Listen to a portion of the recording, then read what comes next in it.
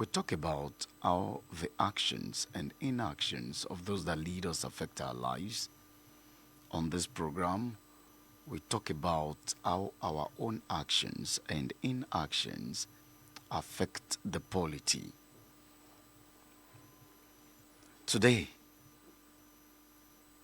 we want to look at what actually is weighing Africans down.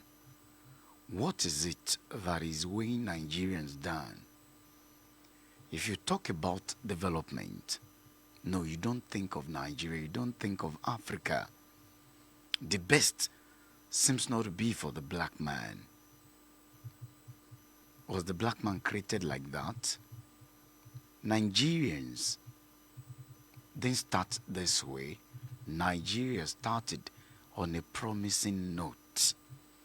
Why is it that today everything good seems to be in the past? Sit down with any Nigerian that is above 60 years. He or she begins to tell you how he or she enjoyed this country. But that's in the past. And if the best is in the past, something is fundamentally wrong. My guest this morning is an author who has digged into the root causes of this because it's worrisome. By default, some Nigerians are waiting to get, just the smallest certificate. And the only thing in their head is to travel out of this country. They will tell you what weighed their parents down. They don't want same to weigh their parents down. These their parents that were weighed down, they were not lazy, but they were limited. And so, someone who has been dismissed, called a failure in Nigeria, when he or she changes environment, they soar and they become somebody. What is it? Is there a curse in the land? Is it that Nigerians are not hardworking enough? Is it that the black man does not have the innovation or the idea, the mind to grow? It's a very worrisome thing, to some youths that are bothered. On daily basis, they look into this. There is limited opportunity. Of course, it's like that everywhere. But 100 Nigerians may not prosper in this land, but take them to another land. The 100 of them, boom, they prosper. What is the problem? What is weighing people down? What is the problem of the African man? My guest this morning is an author. He has written many books. He is Chukwunwike Enekwechi. It is good to have you. A very good morning to you. Thank you so much. It's very good to be here. Thank you so much for your time. Okay, so let's start with the first point. Is it true that there are limited opportunities in the black, among the black or for the blacks? Is it true that there is limited opportunity? Okay. Now, in order to answer this question appropriately, you have to, first of all, seek the intention of the creators of the African nations. Oh. Good. Is it not God that created the African nation? African nations are not created by God. Like countries, states are not created by God. They are created by human consent, human permissions and agreements. Agreements is what make a nation different from another nation. Okay. So when people agree, make policies, and then put laws in places, then they differentiate one nation from another. There must be an agreement. Yes. So the Nigeria, Africa, the countries in Africa were not created by Africans. And for you to understand why it is operating the way it is operating now, you have to understand the intention of the people who created African countries. Who created African Thank you countries? so much. The people that created African countries are European colonialists. And the purpose of creating African countries is for them to take human and natural resources, the best of human and natural resources for their industries and for their societies. That is the purpose. Now, let me give you a little history into that.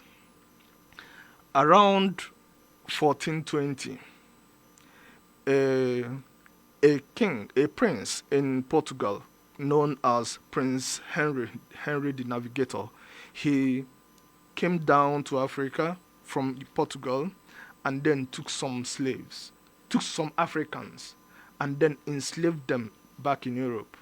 And after the enslavement in Europe, the Secretary of State, who is called Gomez de Zurara, now took some of the slaves and sent to the Pope, to the Catholic head of the Catholic Church, who is the Pope at the time. So, and then told the Pope that these people are very hardworking, that their bodies are very strong, but their brains are empty. So that these people will be good as slaves. That was how he described Africans Yes, that were enslaved.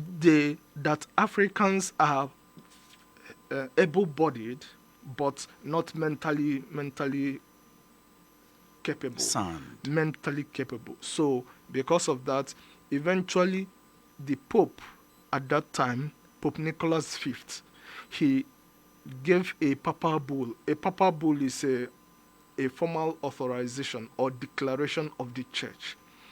So he gave a papal bull to authorize the Portugal kings and the European kings, by extension, to invade and seize the lands and the peoples of Africa with the language of the papal bull. This papal bull is called Dum Divasas, which was given in 1452.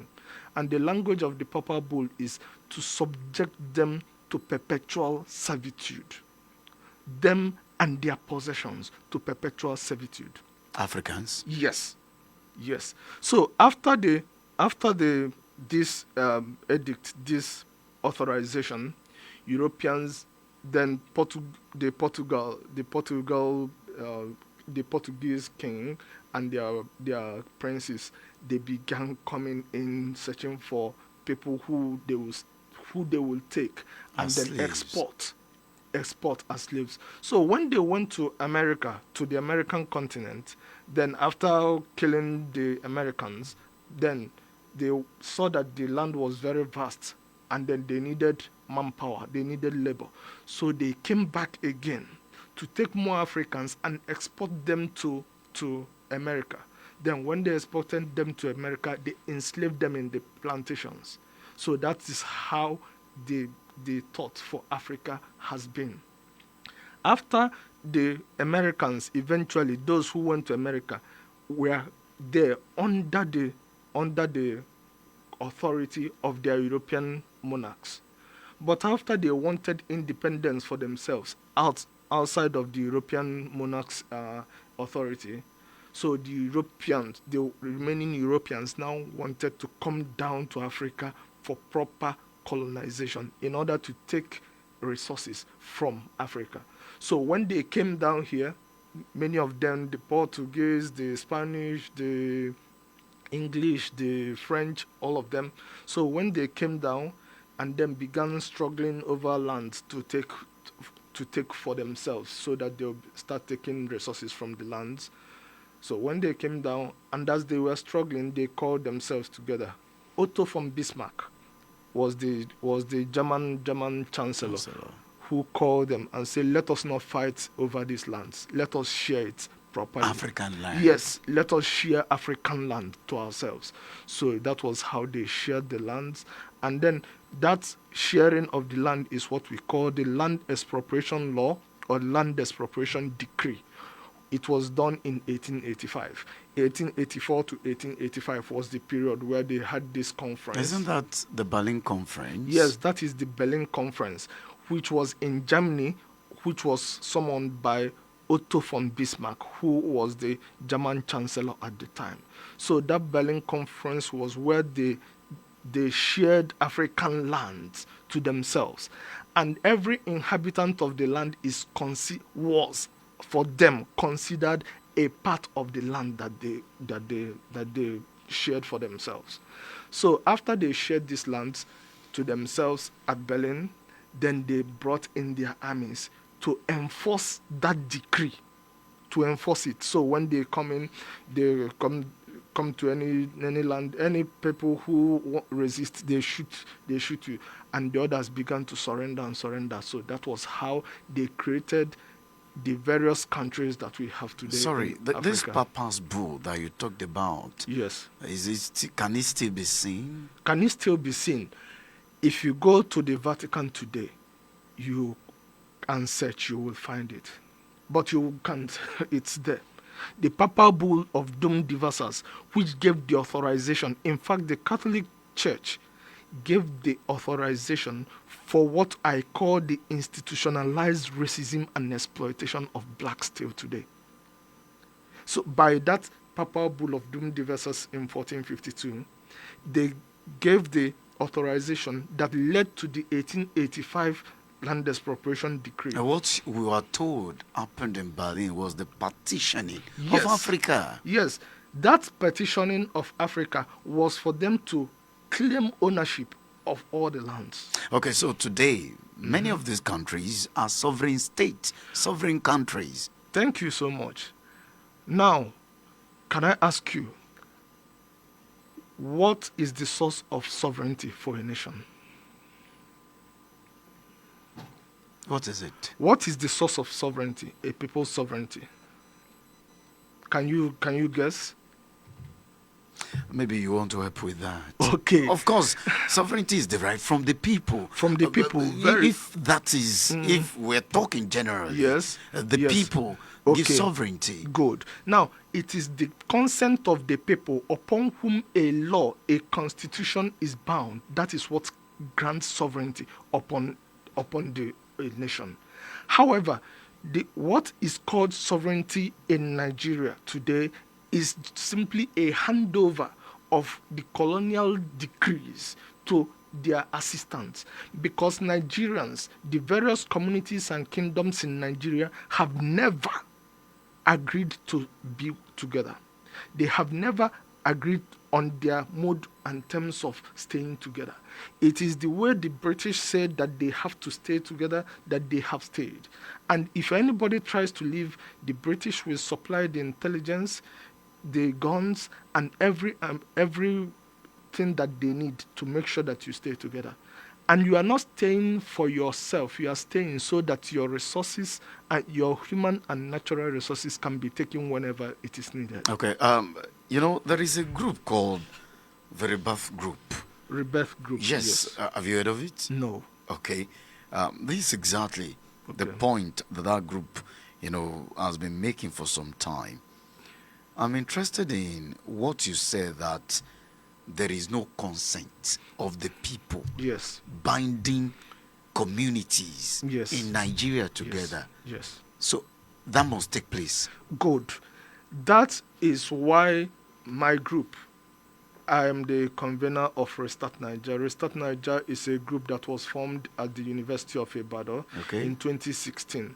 It comprised at the time of young scholars who researched on the foundations of underdevelopment in Africa. So right now, after finishing the research, because the research took a long time and it was just concluded in 2024.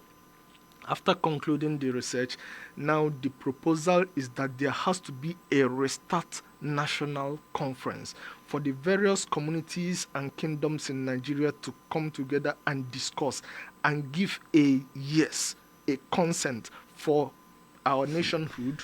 This is interesting. And then the mode of our relationship in Nigeria. Oh, and you said you've not come in contact with the rebel group. No, Not at all. no. Okay, so this restart, how Mm-hmm. will it take place? Good. Now, the projection for Restart National Conference is this. Right now, like I told you, last year we ended the research officially in 2024. Then the next thing is to go around the country and then meet with people who will serve, who will support as agents in reaching out to communities and groups for the restart to happen. However, there are other stages for the restart to come into place. The first being what we call Tour of Liberty. The Restart Niger group started in Ibadan. Now, Tour of Liberty is 110 days drive through the whole senatorial districts in Nigeria. Nigeria has 109 senatorial districts. Now, these 109 senatorial districts, all of them are representing the various communities and kingdoms in Nigeria. So, the idea is that this 110 days gives each senatorial district 1 day to come out and showcase what they can produce and offer to the world. Because what makes human beings, the life of a human being memorable is what you produce. When you die, what will be remembered is what you produced. If you did not produce something, whether ideologically or physical, if you did not produce something, nobody will remember you. So now, for this, each day is for the various communities in a senatorial district to come out to a chosen location, any chosen location by them, and then manifest what the potentials, because at this time they cannot get the actuality, because the actuality sometimes could take 5 years, 10 years, but to demonstrate the potentials, the idea, the belief that they can produce something when they get the right to ownership of their lands and resources. So when the So different presently, yes, these communities yeah. don't own anything that belongs to them. Now in Nigeria, lands are owned by government. Yes, beginning with the 1885 Land Expropriation Law. That 1885 Land Expropriation Law grants government the ownership of all lands. This was what they transferred when they were living at independence. That same land expropriation law was transferred to the people who will take over. So it is installed in the government. Now, in 1978, President Obasanjo brought in Land Use Act.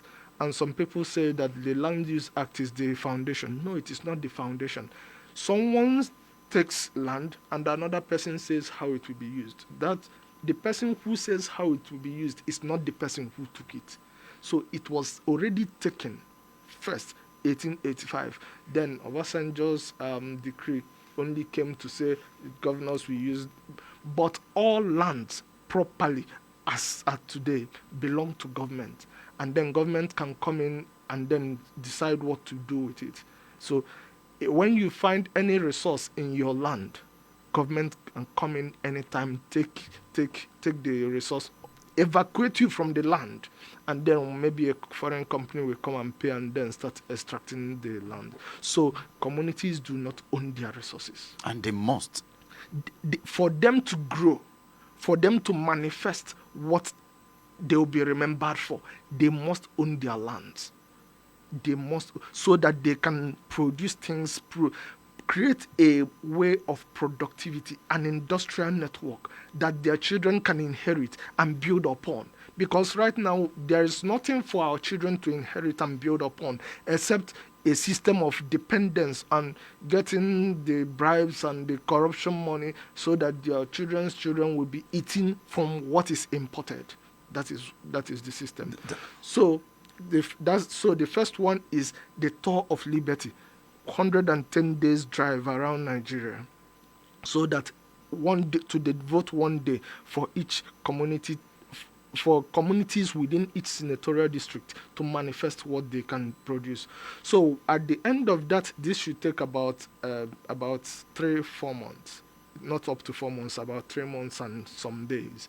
Now at the end of the tour of liberty, the second one becomes intra-district conference. So intra-district conference is that all these senatorial districts, the communities within the senatorial districts, both the people that featured at the tour of liberty and those who were not able to prepare to feature, we now gather. They send representatives to gather and discuss their intention, their willingness to participate in a system that enables them to own and use their lands and resources to produce what they can, produce and trade what they can. Now, after that agreement between all the different senatorial districts, then the third one is those senatorial districts will send their own delegates to the Restart National Conference. So at the Restart National Conference, the delegates of the 109 senatorial districts will now gather and discuss. After discussing the triple stand of freedom that we discussed, which are consented nationhood, then private property rights, ownership, and then the third one, which is most important, is cultural destiny contest. Because when human beings are beings of conflict, we always compete with each other. And if we do not compete on something good, we will definitely compete on something bad.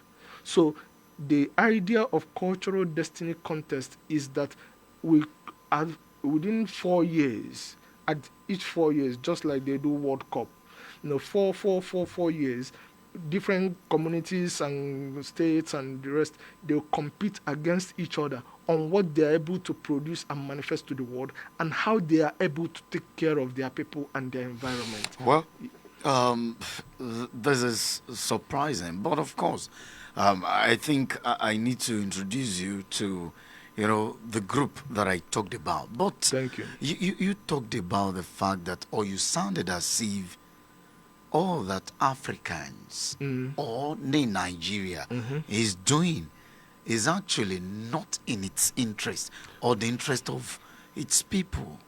Good. Now, when you look around, you see roads that are being built. You see some malls and fuel stations and stuff. I call all those decoration of underdevelopment. Decoration Yes. of underdevelopment. Yes. Decoration of underdevelopment. Are those not developmental strides? Now, there are 3 stages of economic development. The first stage of an economic development is liberty. Liberty to own and use resources to produce what you want. Second is the scale. When you have the liberty to own, for instance, you own coal in your land. Now you have the right, the freedom to own it, and then because of that, you can go use the ownership to go to the bank or get investors to invest in it. Now, when you own it, you need skills. You either have the skill or you employ the people that have the skill to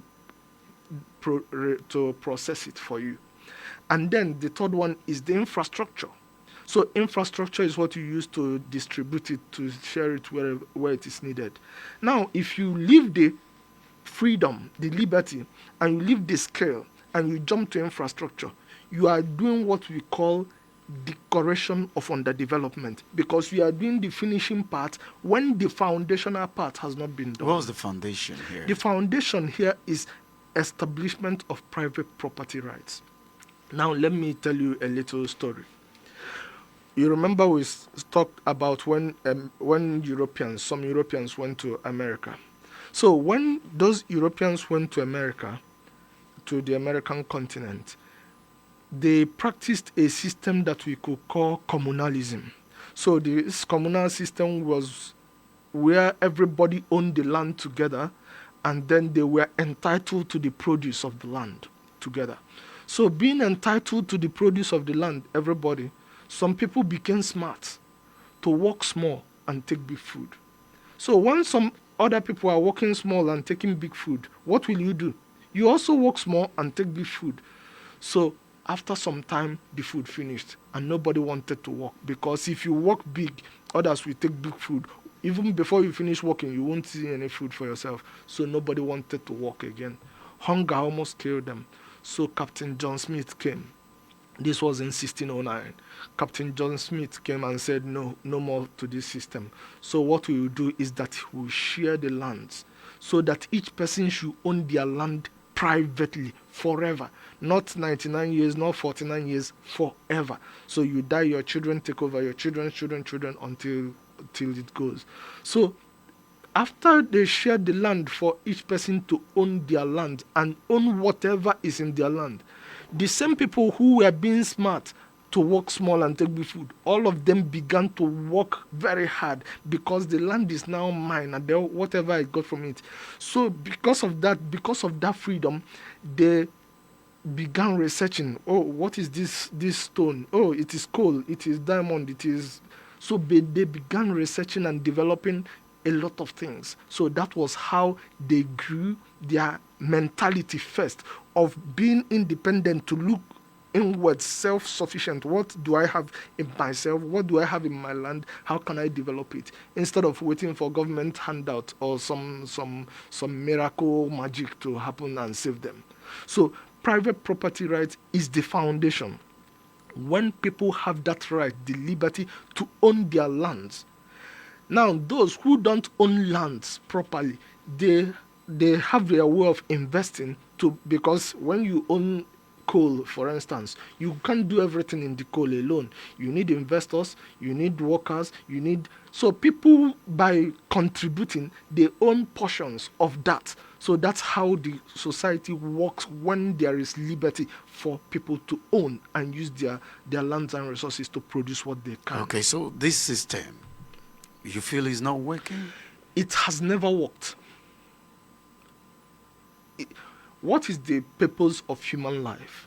That's the first question. The purpose of human life is to manifest divinity.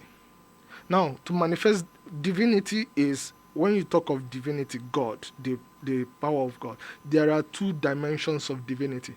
There is power of God and there is love of God. Now, under power of God, you see creation, thunder, rocks, all these powerful things. But under love of God, you see harmony. That although these things are powerful, they don't just kill each other, and because the powerful one is here, then it wipes out. There is harmony in all of this.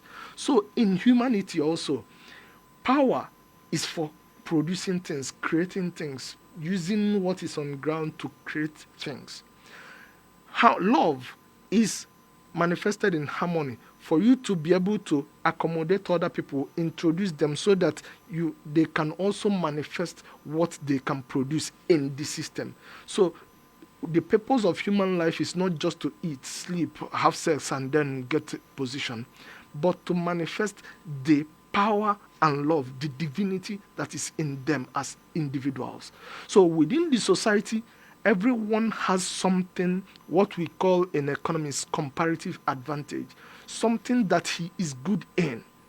So when there is liberty in the society, the individual can develop what he is good in and then contribute to other people. And by contributing to other people, he's getting paid, then he can live his life and be happy. So human beings get happiness by manifesting the divinity, that is the productivity and social responsibility that is within them. Okay, so what in Nigeria, you cannot do it when you don't have private property rights. It is difficult to do it, almost impossible to do it when you don't have private property rights. Because the right to land. Yes, the right to okay, now, after the Americans established this private property, the private property did not only remain on land, it extended to intellectual property and then your service, your labor, such that when someone produces something and then you go to reproduce it, it becomes theft, that you are stealing the intellectual property. When somebody works for you for 1 hour and then you are not paying him, it becomes theft of the person's labor. So the private property did not end with land and resources. It extends to intellectual property and to labor. So but the foundation is land.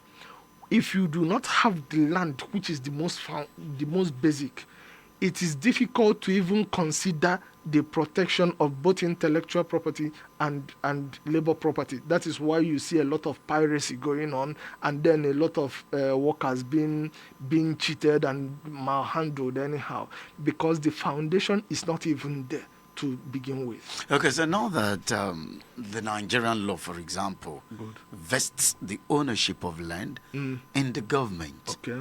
what happens? Good. Now, the law vested in the government is not law. It's not law. No. Is what? It's a rule. It's a decree. From who? From the first decree is 1885, right? You're still linking it to Of course. Of course. If someone steals your property and hands it over to somebody, and that person is making is decreeing and then making dictates on how it is used, it doesn't change that it has been taken. As at 1978, Nigeria had become an independent state. Very true. Nigeria has become an independent state on paper. On paper. Wait, let me come in. The law that holds Nigeria today was not made by Nigerians. Now, let me make this distinction. Very important. No, repeat that. The law that holds Nigeria was not made by Nigerians. I want to make the distinction clear. The difference between law and rule. Democratic societies are governed by laws. And what are those laws? Those laws are what people agreed, consented by the people upon whom it will be enforced. Rules are not consented by the people upon whom it will be enforced. They are imposed irrespective of the interest, the consent, and the well-being of the people upon whom it will be enforced.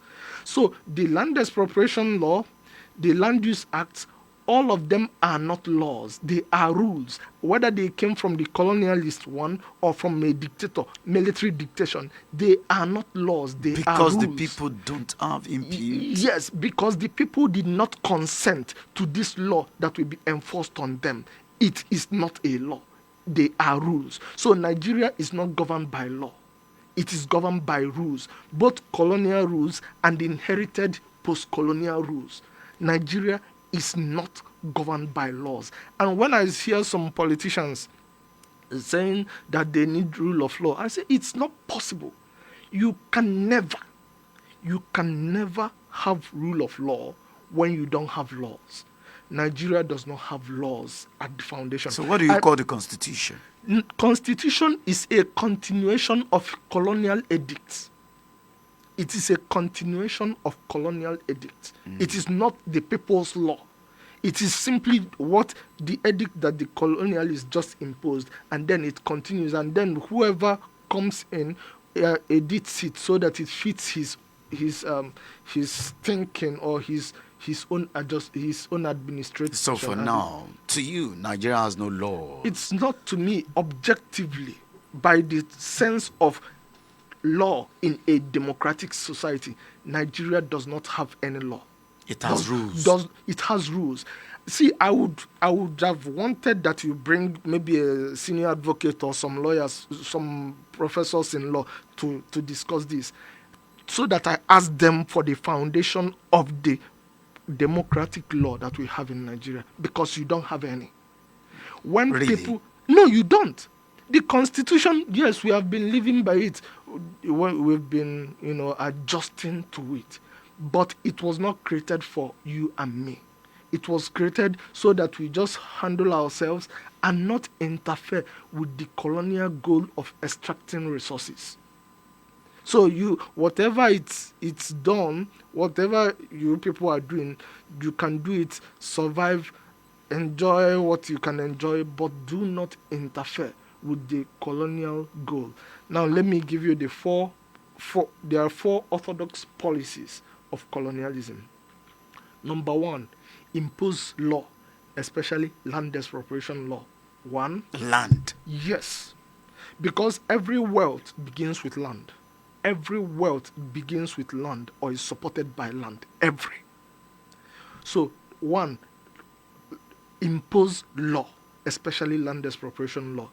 Two, stimulate production and export of raw materials or resources for them.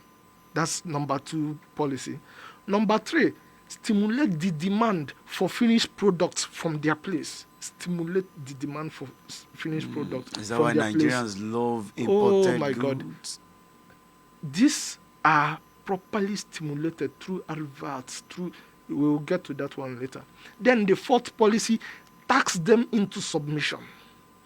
Tax them into submission. So now, in my coming book, I said Nigerian society is an armed robbery society. How?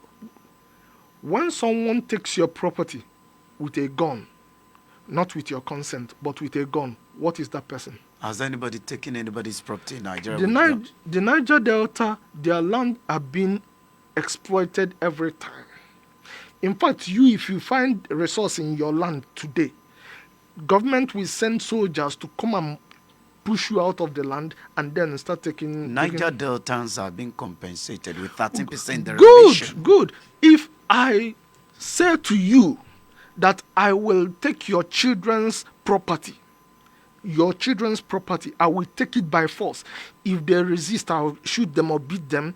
If they cry, I will say, okay, you are crying, or yeah, let me give you 13%. Would you consider that justice? Your children's inheritance, your own children's inheritance. If I take it by force, by gun, and then when they resist, I beat them or kill them. When they cry, I'll say, okay, because you are crying, now let me give you 13%. Will you consider that justice in your personal life? No. Likewise, me, no. Likewise, any politician that you bring on air with me today, all of them will say no. Because we are human beings. We want what is good for us. The oil in Niger Delta does not belong to me or to my people. I'm from Nice. Nice is in Oka South. For the first time in my life, I have not heard of a single drop of crude oil in Nice. For the first time. But when I hear some of my people saying, our oil, I ask them, what do you mean by our oil? Have you seen any oil in your land? So just because some British armed robbers came here with guns and then pushed these people and then start taking their land and then put a law, put a decree, say now it is everybody's property. Do you actually believe that that justifies your claim to their resource? And for any development, to take place in any society, yes, there must be laws. Yes. With what we have said, good. How can Nigeria have laws and not rules? Thank you so much. That is why I'm talking about Restart National Conference. You remember at the beginning, there are two sets of conditions or foundations that differentiate developed societies from underdeveloped societies. Developed societies, they have consented union, consented nationhood. One. What does that mean? When people agree, let us be together, let us work together. There must be an agreement. Yes, that agreement. TRG is just coming to my mind as you're seeing all of this. Okay, so people must agree.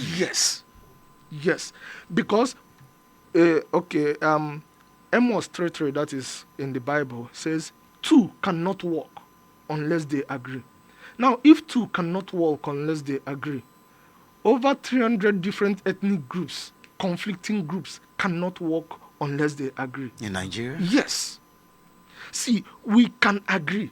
I'm not a proponent of disintegration, whether Biafra or Duduwa or Takuruku or Arewa. I don't. Because I believe it has happened that we have been forced together.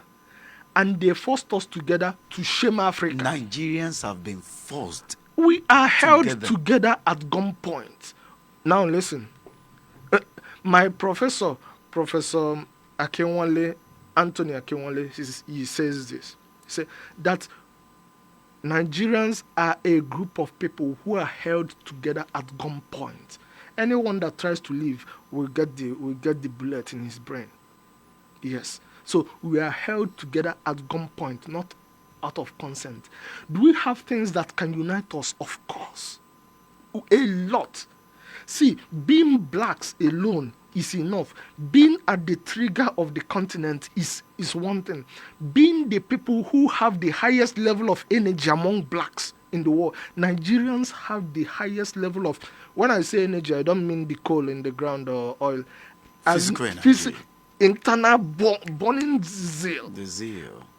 Being the people with the highest level of energy, them channeling this, uniting, harmonizing, and channeling this energy for the liberation of every black in the world. That every black in the world, wherever they are being oppressed, they can look back and say there is a place where I can be recognized as human being. It is, we have more than enough. But first thing is that we have to come together and discuss. That discussion, Who should come together to discuss? the different communities and kingdoms that are held together Ethnic at first. groups? Yes, yes, the different communities and kingdoms that are held together are the ones who will send delegates based on senatorial districts to discuss and then establish these 3 pillars of freedom. The 3 pillars of freedom, as I explained: consented nationhood, private property rights, and then cultural destiny contests, social industrial contests. This is What do you mean by cultural destiny? Cultural destiny is, where do I expect my tribe or my community or my nation, where do I want it to be seen? How do I want it to be seen? For instance, Americans, when you see their soldiers walking through the airport, you see the level of pride that they have. I'm an American. And they walk with their shoulders like this because they wherever they are pushing to make sure that they don't bring shame to their country. So the flag, so cultural destiny is the projection of the honor and dignity of your society in the world. That is cultural destiny. So when people within Nigeria compete on who can be more productive and socially responsible, you see things growing. They must compete. Yes. See, Samsung and iPhone are blessings to each other because they continue competing on newer things. Ronaldo and Messi were blessings to each other because if Messi wants to go and relax and start taking beer, he will remember that Ronaldo is training, so he go and begin training. So they keep each other on their toes so that they be at the maximum performance level at all time. So having a rival, I don't call a worthy rival. There's a guy called Simon Sinek. He's the one that uses this language. A worthy rival. Having a worthy rival inspires you to attain your highest level of development within any space. I think, let me bring in the people here in case there are questions, there are observations. Okay. You want to be part of the program, you want to call in 0916 104 7698, 0902 280 9257. These are the numbers to call to be part of the program. In case you want to be part of the program, yours may be an observation, you want to pass a comment, whatever it is, you can call in to share your thoughts on the program. Hello, good morning. Good morning. Thank you. I really appreciate your guest. He's highly intelligent. What's your name? So, thank you. Akobo. Okay, please, could you turn down the volume of your radio? I've moved back from the radio. All right. What did you call your name? What did you call your name again? Steve. Okay, Steve. Steve. I can still hear myself. Go ahead. Okay, I will move again. All right, just go ahead and make your submission. Okay, my submission is that I really appreciate the guest. But I want to say something. I agree with him that the intelligence of Africans is low. I agree. But when we talk of colonization, it's not only Africa that was colonized. other parts who are colonized, but these parts are developed. But in our own case in Africa, we are not developing. All Thank right. you. Thank you so much. Hello, good morning. Hello. Hello, good morning. All right. Thank you so much. Hello, good morning. I can hear myself at your end. All right, 0916 1047698 Good morning. Good morning, sir. Thank you. This is Prince Bumi Adefusi calling from Apata. I greet your guest. Welcome. My question is, I want to ask your guest, a forceful marriage, how can we secede or divorce from this kind of marriage Lord God gave to Nigeria by force? That's my submission. Good morning. All right. Thank you so much for your time. Good morning. You're welcome. Let me first of all appreciate our guest there. Yes, morning try. He said Nigeria has no law, and which we all believe. How do we have the law now? At a point, he said that we have been brought together by force at the gunpoint, and anyone that tries to break out will have himself to be blamed. How do we get out of this? Thank you so much. Hello, good morning. Hello, good morning, Thank you. Anthony. Anthony, I welcome. just want to salute the knowledge, the wisdom, and the intellect of your guest there. It's like I was in the lecture room. I carefully listened to him, and I got to understand more that I don't know before as regard to this country, especially the foundation of this country.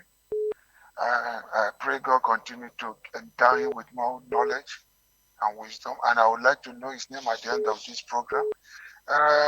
Thank God we have people who understand this country, how it emerged, how faulty it is, and also have that solution in their mind, how to go about to correct those faulty foundations in order to make the country a better place for all the citizens or all that find themselves within this entity called Nigeria. I pray that all this knowledge will not go wasted. I know that one day with this knowledge that they are pouring out, we will come to terms with them, and we will know how to come back to the round table and reshape the foundation of this country, so that every woman being inside this country, every citizen, we have sense of belonging and also have the right of living among each other. So this is just what I want to say. I appreciate his presence, and thank him for the knowledge he's passing to us. Thank you. All right, thank you so much, Mr. Anthony. All right, Mr. Anthony, I was just thinking about you this morning, that for some days now, I've not heard from you. It's good to hear from you. All right, thank you so much, Mr. Anthony, for your time on the program. You want to be part of the program, you can also call in. Mr. Anthony, you may drop your call so that we pick all the calls. Hello, good morning. Hello, good morning, sir. Thank you. I want to appreciate IBR for this great information. Thank you. What's your name? What's your name? Continue to grow Amen. and grow greater heights in Jesus' name. Amen. What's your Now, name? I want to commend our... You are yet to tell us your name. Yes, he has dished out so much, and I pray that God will continue to strengthen him as well. Now, he said something which is very, very fundamental.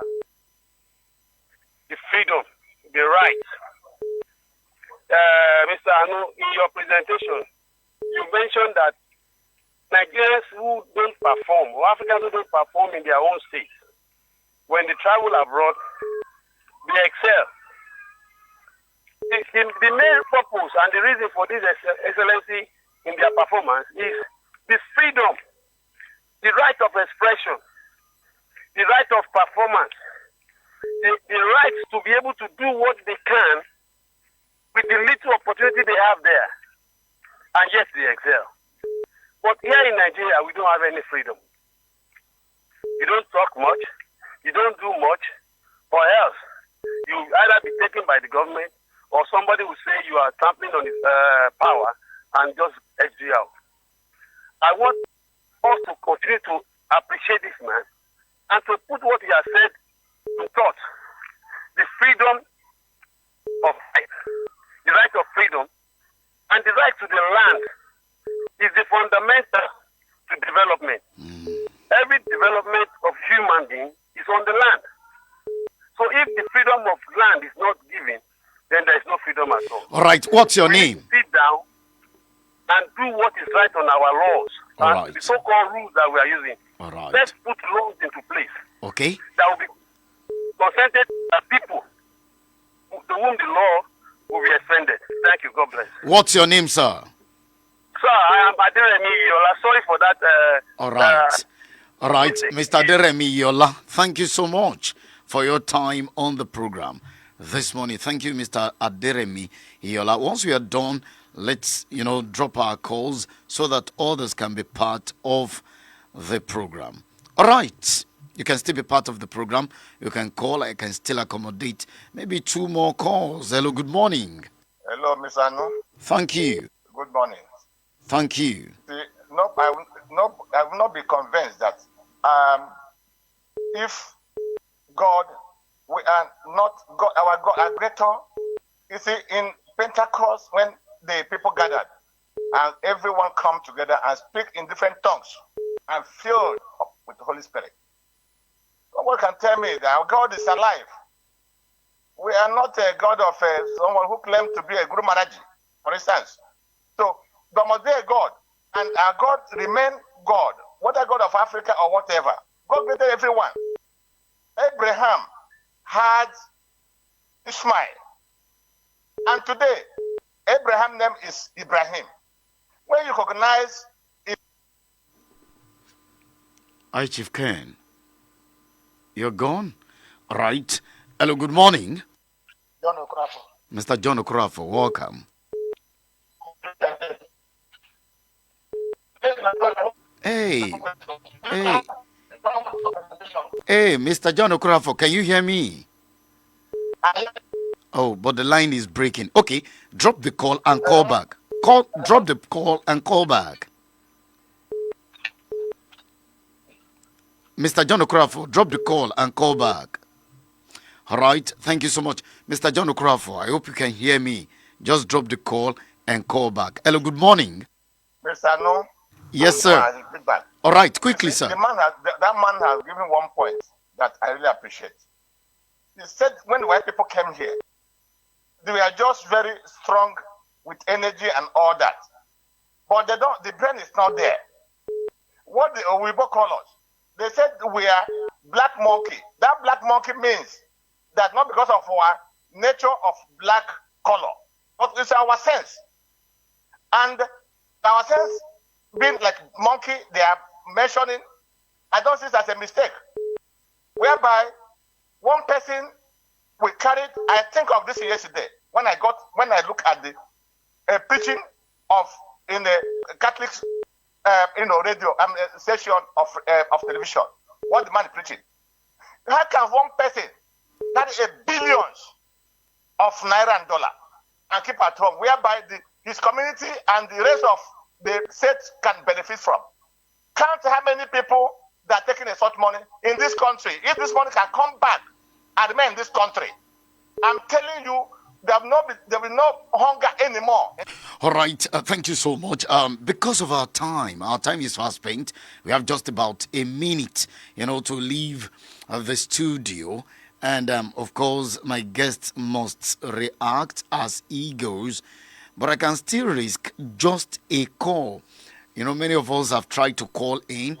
I'm going to speak just 30 seconds. Hello, good morning. Hello, thank you. All right. Yeah, this is Dr. Fred. Dr. Fred, quickly, sir. Yeah, look, what did William Wilberforce do? He struggled and stopped the slave trade. And this is our genetic makeup. patriotism, lawlessness, ever. When you read the history of the black man, you shake your head. I think that, yes, we have the energy, we have the brain. We are not really dull, but we are very self-centered and selfish. Patriotic, of course. This is of our problem. All right, Dr. Fred, all those that are calling, Mr. Okurafo, let me acknowledge that I can see, the efforts you're making to, be back on the program, but time wouldn't permit us. Mr. Enekwechi, as we go, your part in short. As we go, Okay. you want to keep